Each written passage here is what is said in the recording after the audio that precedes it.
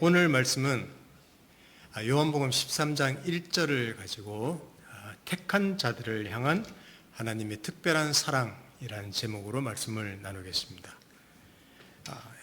본문은 요한복음 13장 1절입니다.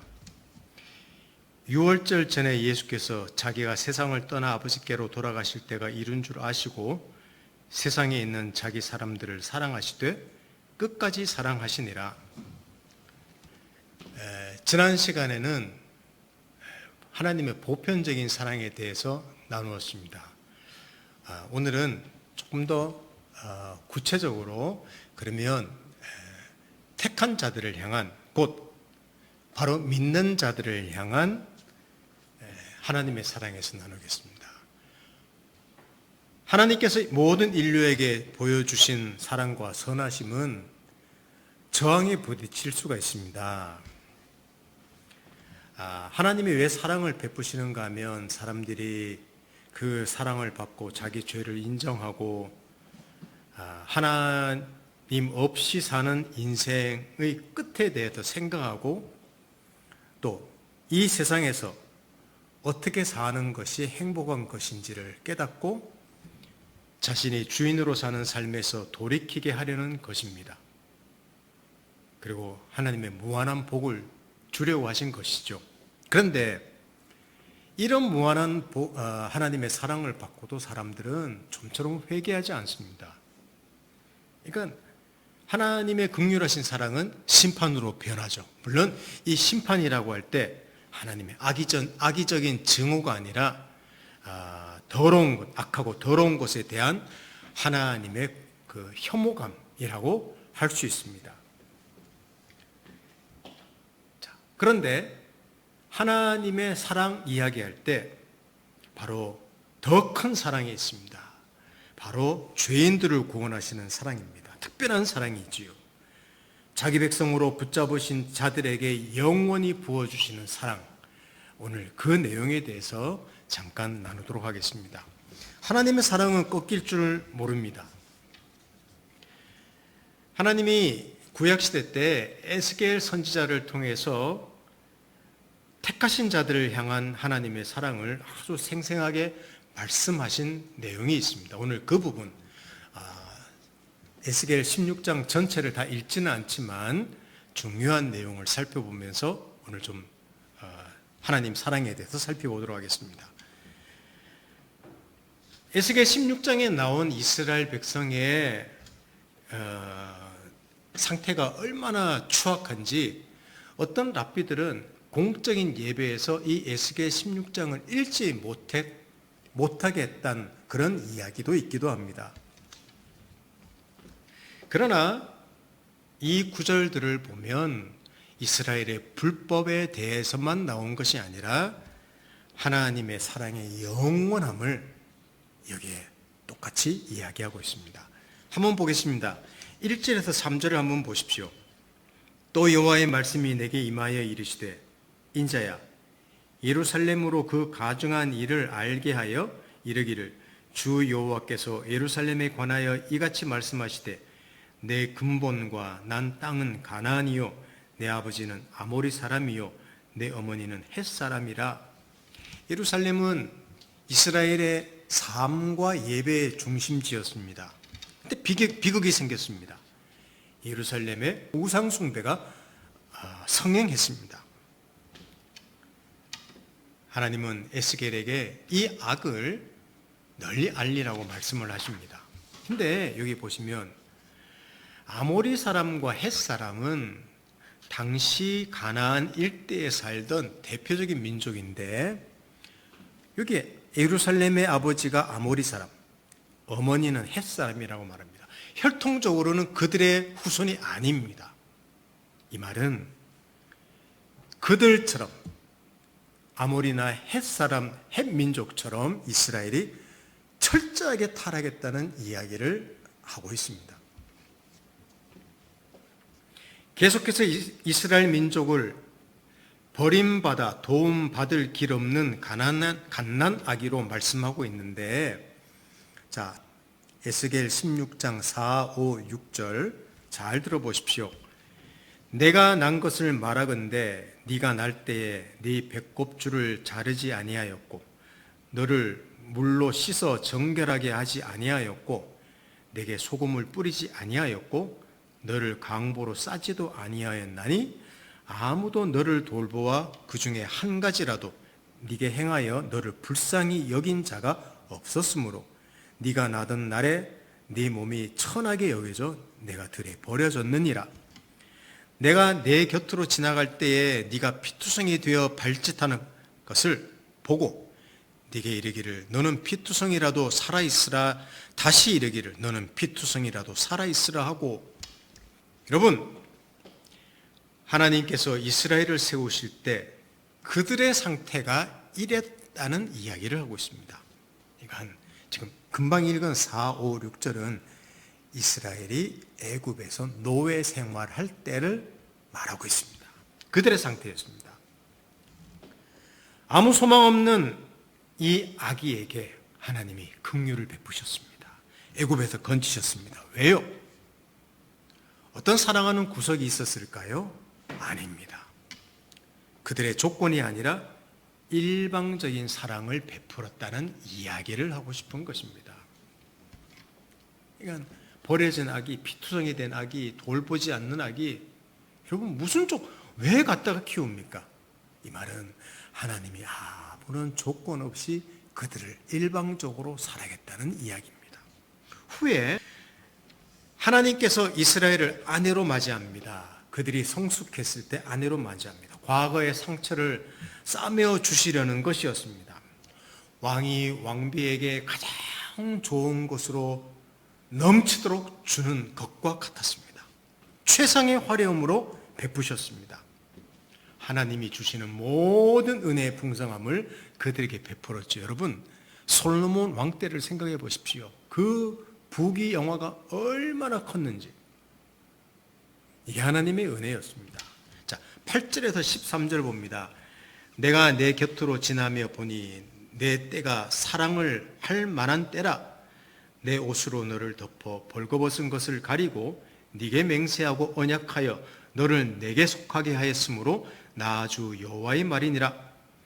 내가 물로 내 피를 씻어 없애고 내게 기름을 바르고 수놓은 옷을 입히고 물돼지 가죽신을 신기고 가는 배로 두르고 모시로 덧입히고 폐물을 채우고 팔고리를 손목에 끼우고 목걸이를 목에 걸고 코고리를 코에 달고 귀고리를 귀에 달고 화려한 왕관을 머리에 씌웠나니 이와 같이 네가 금, 은으로 장식하고 가는 배와 모시와 수놓은 것을 입으며 또 고운 밀가루와 꿀과 기름을 먹음으로 극히 곱고 형통하고 왕후의 지위에 올랐느니라.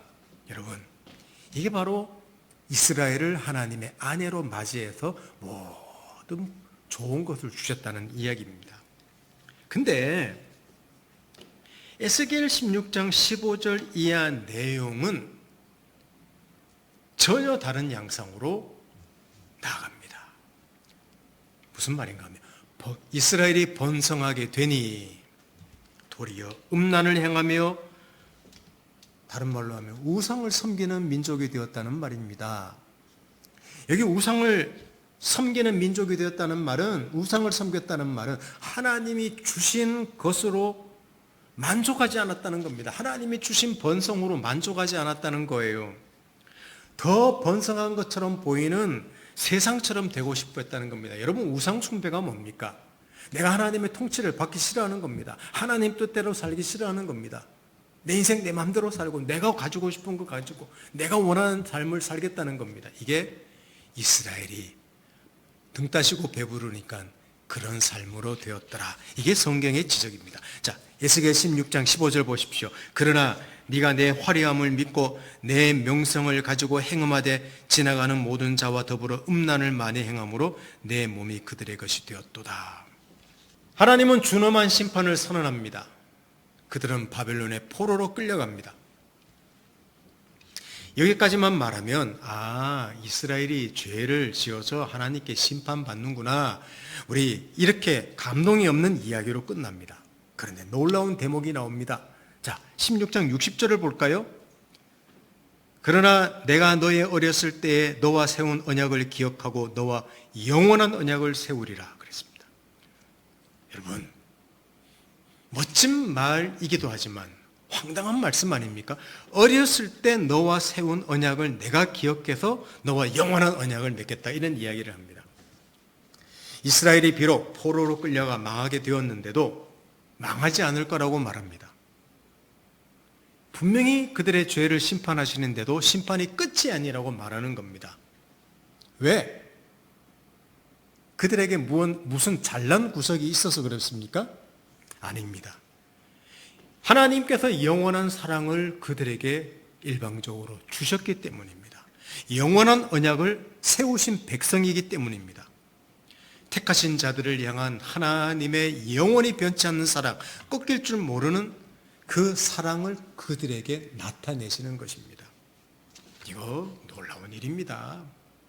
하나님이 일방적으로, 그들이 요구한 것도 아니고 일방적으로 그들과 출애굽할 때 세운 언약을 항상 기억하시고 그들이 어떤 수준에 처할지라도 그 언약대로 하나님은 그들을 보호하시고 복을 주신다는 내용의 말씀입니다. 그렇습니다.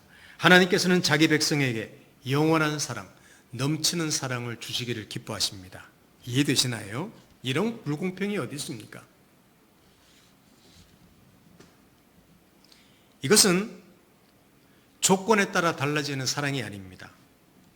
하나님의 은혜와 사랑에 따른 사랑이기 때문입니다. 바로 그 아들 예수 그리스도 안에서 우리 인류에게 베푸신 사랑이죠. 그 예수 안에서 구약 때도 이런 사랑을 하나님이 베풀 수 있었습니다. 바로 이 사랑은 지금 우리 그리스도인에게도 동일하게 주어지는 사랑입니다. 이 사랑을 우리가 확신하고 누려야 됩니다. 여러분, 보편적인 하나님의 사랑만으로도 사실은 풍성한 은혜들을 누릴 수 있습니다. 그러나 어떤 행동을 하든 어떤 상태에 있든 믿는 자들을 향한 하나님의 사랑은 변함이 없으며 꺾이지 않고 놓아주지 않는다는 사실을 확신할 때 결국 이 사랑을 알면 그 인생이 변합니다. 내가 어떤 조건에 처해 있든지 어떤 상태에 처해 있든지 하나님의 사랑이 변함이 없다는 사실, 거기에 내 인생의 기초를 둘 때 그 인생은 사실은 크게 변합니다. 이 이야기를 신약 시대로 넘어와서 조금 더 하려고 합니다. 자, 하나님은 끝까지 사랑하신다는 이야기를 한번 해보죠. 예수님 이야기를 안 할 수가 없습니다. 요한복음 13장, 오늘 읽은 본문 내용을 한번 다시 읽겠습니다. 13장 1절입니다. 유월절 전에 예수께서 자기가 세상을 떠나 아버지께로 돌아가실 때가 이른 줄 아시고 세상에 있는 자기 사람들을 사랑하시되 끝까지 사랑하시니라. 여기 끝까지란 말은 완전히 또 충만하게 극한대로 사랑하신, 극한, 어트모스트, 최고로 사랑하셨다는 말입니다. 이 끝까지란 말입니다. 하나님은 세상을 사랑하십니다. 그러나 자기 사람들을 이렇게 완전하게 완성에 이르도록 충만하게 사랑하신다는 이야기를 13장 1절에서 하시는 거예요. 하나님이 피조물을 향해 사랑할 수 있는 최고의 그 열정과 열심으로 사랑하신다는 말입니다. 그리스도의 형상을 본받기까지 그 수준으로 사랑하신다는 말입니다. 지금까지 어떤 사람도 받아본 적이 없고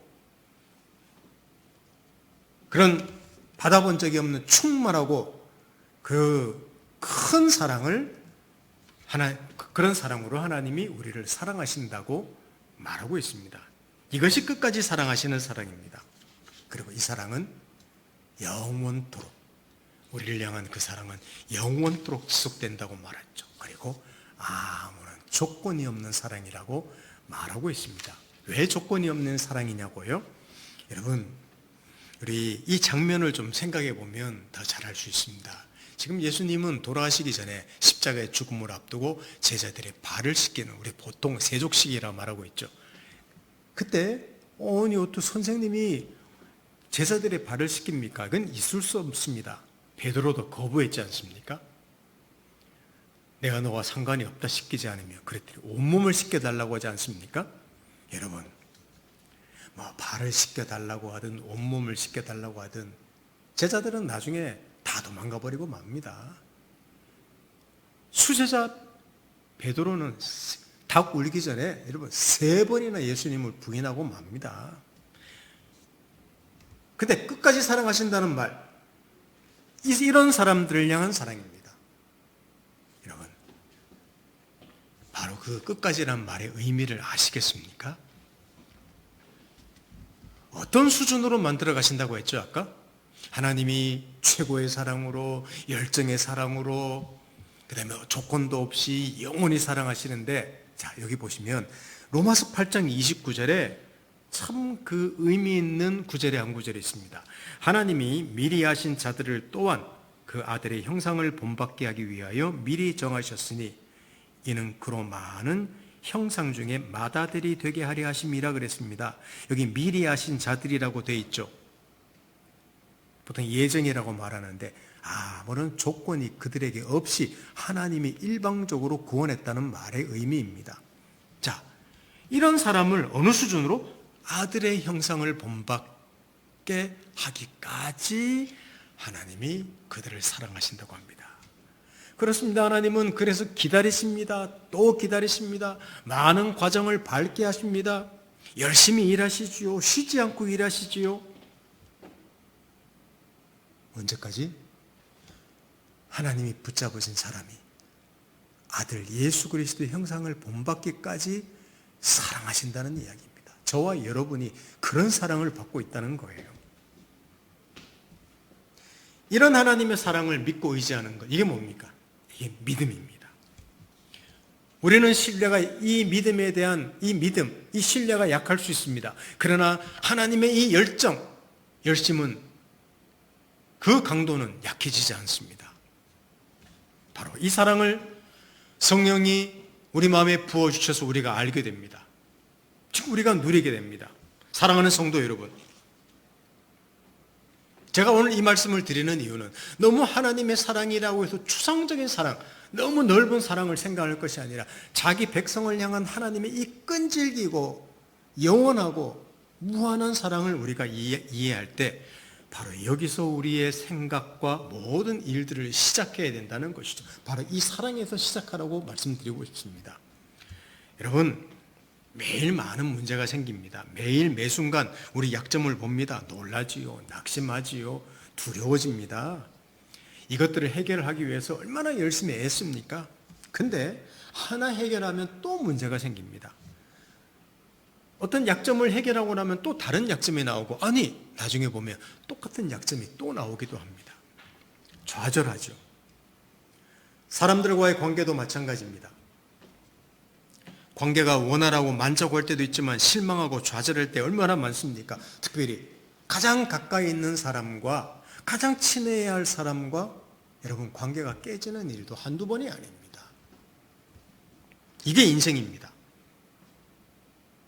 어떤 이들은 그래서 인생을 엉켜진 실타래 같다는 사람도 있고 또 양파와 같다고 말하는 분들도 있지 않습니까?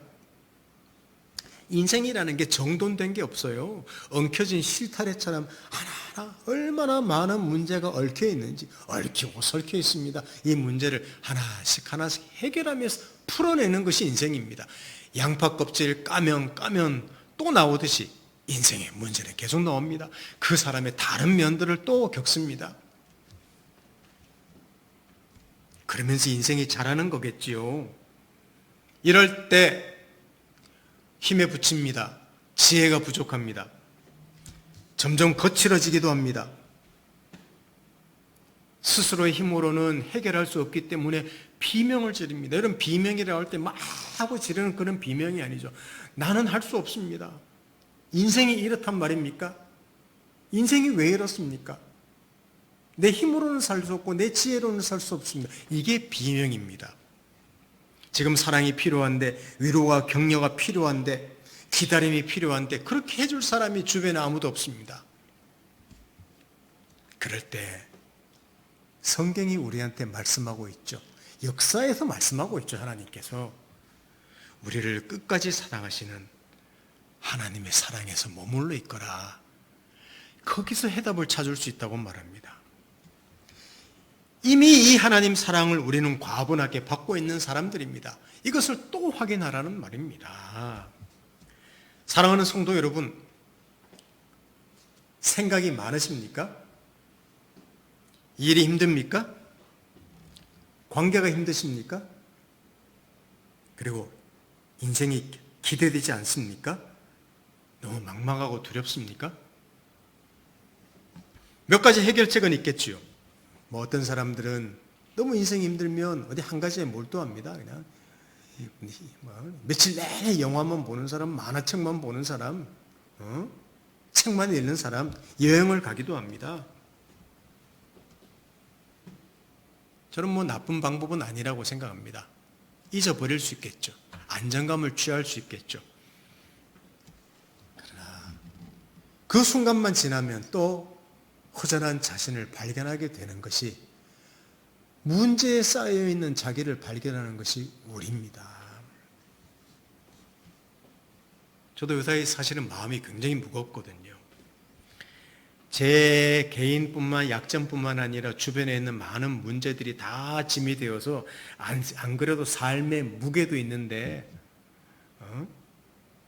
그 모든 문제들이 짐이 되어서 힘들어요. 그러니까 인생이 거칠어집니다. 이게 까칠하다는 이야기를 자꾸만 들어요. 제가 뭐 매일 말씀 묵상합니다. 매일 기도합니다. 근데 그런데도, 믿음으로 사는데도 뭐 혹 차오르지 않습니다. 여러분 그런 거 아시죠? 어떤 이 위기가 한계가 있는데 이걸 확 뚫고 나오고 싶은데 뿍 하고 나오질 못해. 한계가 있는 것 같아요.